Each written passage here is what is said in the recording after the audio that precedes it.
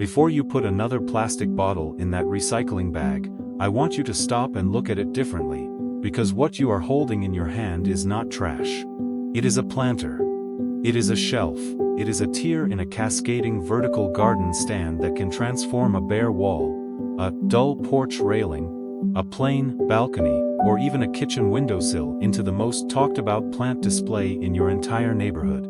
Gardeners and DIY creators across the United States are discovering that repurposed plastic bottles, the kind that come from the soda you already drank, the water you already filtered, the laundry detergent you already used, can be transformed into stunning, tiered plant stands that cost nearly nothing to build and look genuinely spectacular when filled with the right plants.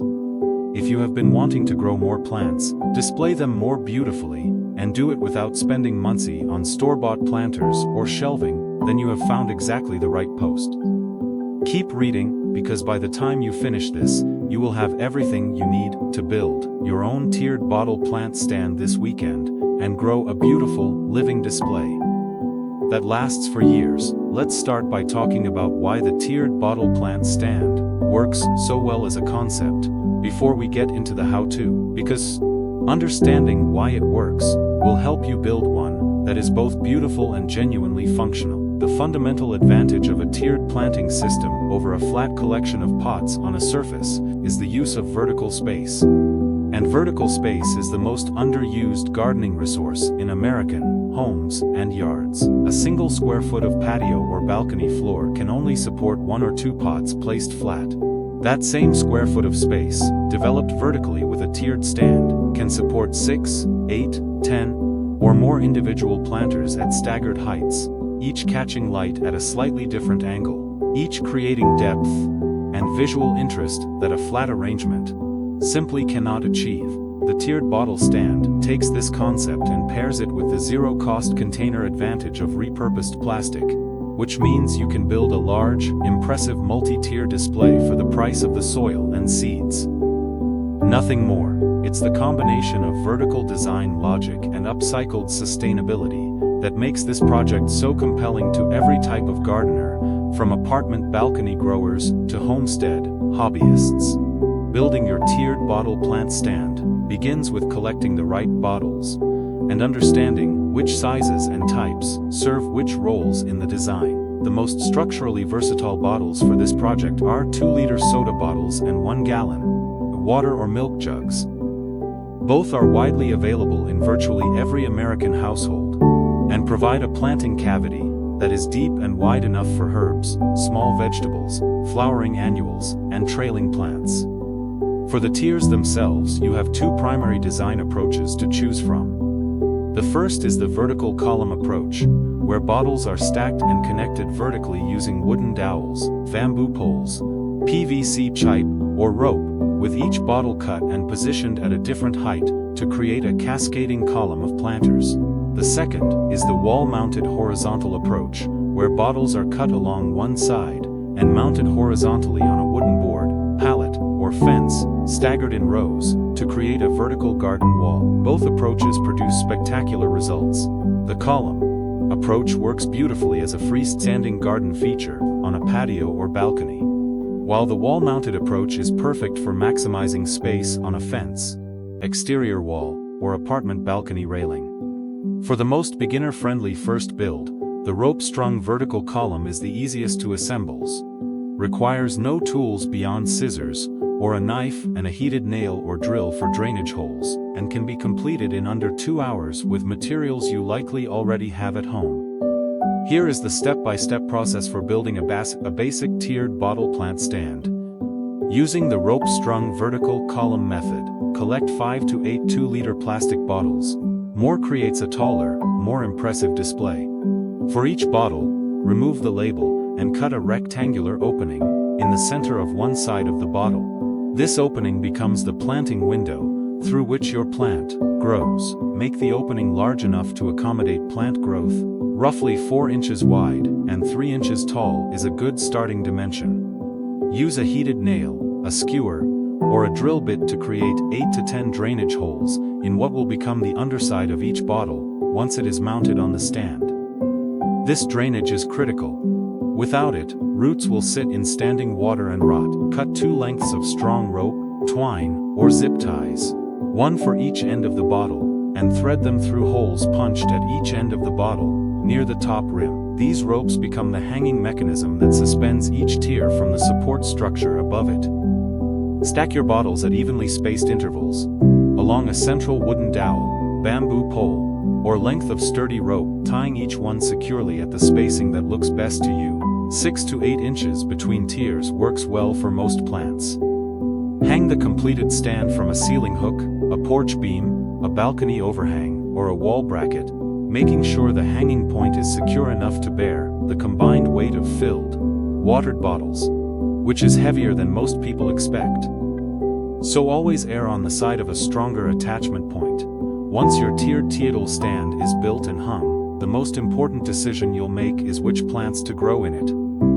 And this choice dramatically affects both the visual impact of the finished display and how much maintenance the stand requires over time. For maximum visual impact with minimum care, trailing plants are the gold standard choice for tiered bottle stands. Pothos in its golden, marble queen, or neon varieties, trails beautifully from each tier, its vines cascading downward and eventually creating a curtain of green that makes the whole stand look lush and alive. Sweet potato vine, available in chartreuse, purple, and bronze leaf colors, is another spectacular trailing choice that grows vigorously, tolerates heat well, and provides dramatic color contrast between tiers. Creeping Jenny, with its coin-shaped lime green leaves, is a perennial trailing plant that overwinters in many U.S. climate zones and fills bottle tiers quickly. For gardeners who want edible plants in their tiered stand, herbs are the practical ideal. Basil, thyme, oregano, parsley, mint, and cilantro all do well in the planting depth of a 2-liter bottle. Strawberries are another beautiful and practical option. Their white flowers and bright red fruits make the stand look incredible, while also producing food for the household. Compact flowering annuals like petunias, calibrachoa, and lobelia trail beautifully from bottle tiers and bloom from spring through frost, with minimal deadheading in most U.S. climates. Light is the factor that most directly determines which plants will perform in your tiered bottle stand, and where the stand should be positioned in your outdoor or indoor space. Most of the plants that look best in a tiered stand, trailing pothos, herb varieties, petunias, strawberries, need a minimum of 4 to 6 hours of direct sunlight for outdoor stands, and bright indirect light for indoor stands. Position outdoor tiered stands against a south or east-facing wall for maximum light exposure throughout the day. South-facing position gives full sun through most of the day, which is ideal for edible plants and sun-loving flowering annuals. An east-facing position gives gentle morning sun and afternoon shade, which suits shade-tolerant herbs like parsley and cilantro, as well as pothos and ferns. If your stand is indoors, position it within 2 to 4 feet of a bright window. A south or east-facing window is again ideal. One important light consideration specific to tiered stands is the shading effect.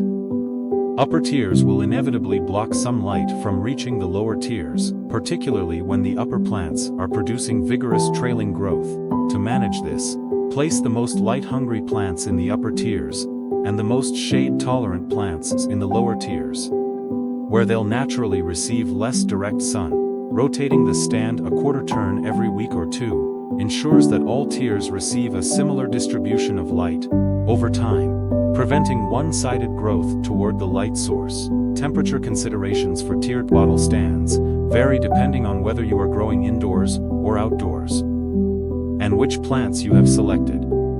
For outdoor stands, in the warmer months across most of the continental United States, the temperature range is generally well within the comfort zone of the plants mentioned above. The one temperature-related consideration unique to bottle planters is heat absorption. Dark-colored bottles absorb significantly more solar radiation than light-colored ones, which can cause the soil inside to heat to temperatures that stress shallow roots during the hottest summer afternoons in southern U.S. states, like Texas, Florida, Arizona, and Georgia. The simplest solution is to choose white, clear, or light-colored bottles whenever possible, or to wrap darker bottles with white fabric, burlap, or reflective material to reduce heat absorption.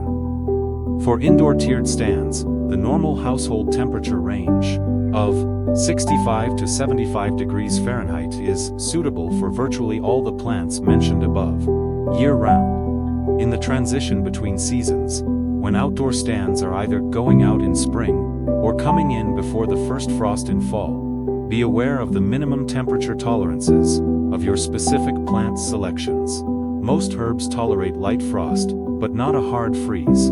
Pothos is frost-sensitive and should be brought indoors when temperatures drop below 50 degrees Fahrenheit. Petunias and Calibrachoa handle light frost but suffer in hard freezes. Watering your tiered bottle stand correctly is the single most important ongoing care practice that determines whether your stand looks spectacular or disappointing throughout the season, and it's also the most common area where beginner bottle stand growers struggle. The challenge with tiered bottle stands is that the small soil volume of each individual bottle dries out much faster than a large pot or a garden bed. Especially in warm, sunny outdoor conditions, during the height of summer in most U.S. states, you may need to water your tiered stand daily. In cooler spring and fall temperatures, every 2 to 3 days may be adequate. The most reliable method is to check each individual bottle tier separately rather than assuming all tiers dry at the same rate. The top tiers in direct sun may need water daily, while the lower, more shaded tiers may need water only every other day. Water each tier slowly and gently until water flows from the drainage holes at the bottom. This confirms full soil saturation rather than just surface wetting. A long spouted watering can or a gentle hose attachment that allows you to reach the individual tiers without dislodging plants or washing away soil is the most practical watering tool for a hanging tiered stand.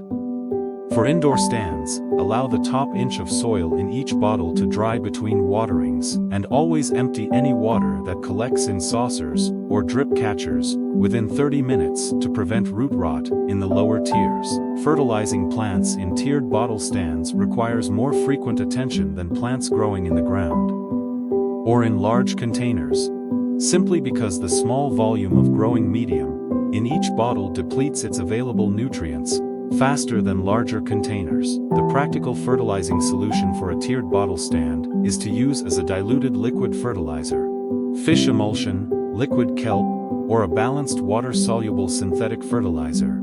At half the recommended strength, applied once every 2 weeks during the active growing season, from spring through early fall. Liquid fertilizers are ideal for tiered stands because they can be applied evenly to each individual bottle tier and take effect immediately, rather than the slow-release granular fertilizers that work best in larger volumes of soil, where the granules have time to break down and distribute evenly. For herb-specific tiers, choose a fertilizer that is lower in nitrogen than a standard balanced formula. Too much nitrogen in herbs produces lush, leafy growth that is less flavorful than the compact, slower growth produced by leaner soil conditions. For flowering annual tiers like petunias and Calibrachoa, switch to a bloom fertilizer, high in phosphorus after the plants are established and beginning to bud. This maximizes flower production through the season. Pruning and maintenance for your tiered bottle stand are what separate a stand that looks beautiful for 1 month from one that looks spectacular all season long. The most important pruning practice for trailing plants in tiered stands is to trim back any vines that have grown past the desired visual boundary. Typically, when a vine has trailed more than 12 to 18 inches past its bottle tier, rather than cutting these vines off and discarding them, cut them just above a leaf node and drop the cutting back into the same bottle's soil, or into a glass of water for propagation. Herbs in tiered stands need regular harvesting to prevent bolting. Cut basil and cilantro back by 1/3 every 2 to 3 weeks, always snipping just above a leaf node, which stimulates branching and extends the productive life of the plant. By weeks, petunias and Calibrachoa benefit from pinching back leggy growth and deadheading spent flowers. Run your fingers down each trail every 5 to 7 days, removing spent blooms and pinching tip growth to stimulate dense, branching new flower production. Strawberry runners. The long stems that emerge from strawberry plants seeking new ground to root in should be clipped when they appear in a bottle stand, redirecting the plant's energy toward fruit production rather than vegetative spread. Common problems with tiered bottle stands are almost always solvable with small adjustments to care or design. Wilting despite watering is the most frequent complaint, and almost always indicates that the watering method is not penetrating the full depth of the bottle's soil.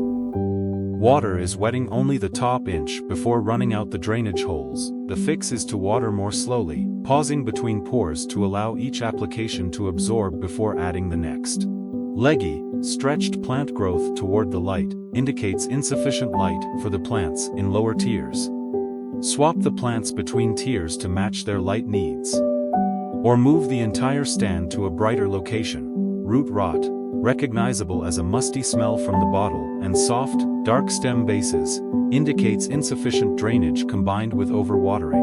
Remove the affected bottle from the stand, dump the waterlogged soil, rinse the roots, trim any dark mushy root sections, allow to dry briefly, and repot with fresh potting mix amended with more perlite for improved drainage. Yellowing leaves in the lower tiers while up tiers look healthy is often a shading problem. Consider pruning the upper trailing plants back to reduce the canopy blocking light from below. Pest pressure, particularly aphids and fungus gnats, can be managed organically with a diluted neem oil spray applied to foliage at dusk and a layer of fine sand on the soil surface of each bottle tier that disrupts the fungus gnat life cycle by creating an inhospitably dry top layer. The tiered bottle plant stand represents everything that is best about modern sustainable gardening in America. It costs almost nothing to build, repurposes materials that would otherwise be discarded, creates genuine beauty from ordinary objects, and grows real plants that feed, delight, and inspire everyone who encounters them. Once you build your first one and watch it fill with lush trailing plants through a single growing season, you'll see plastic bottles differently for the rest of your life. Not as waste, but as waiting gardens. Not as trash, but as tiers of something beautiful that hasn't been built yet. Build yours this weekend, fill it, water it, let it grow. If you love learning about seasonal flowering plants, vegetables, gardening tips, and nature care, don't forget to like, share, and subscribe to Nature Nurture Hub, your home for year-round garden inspiration. Let's keep growing together.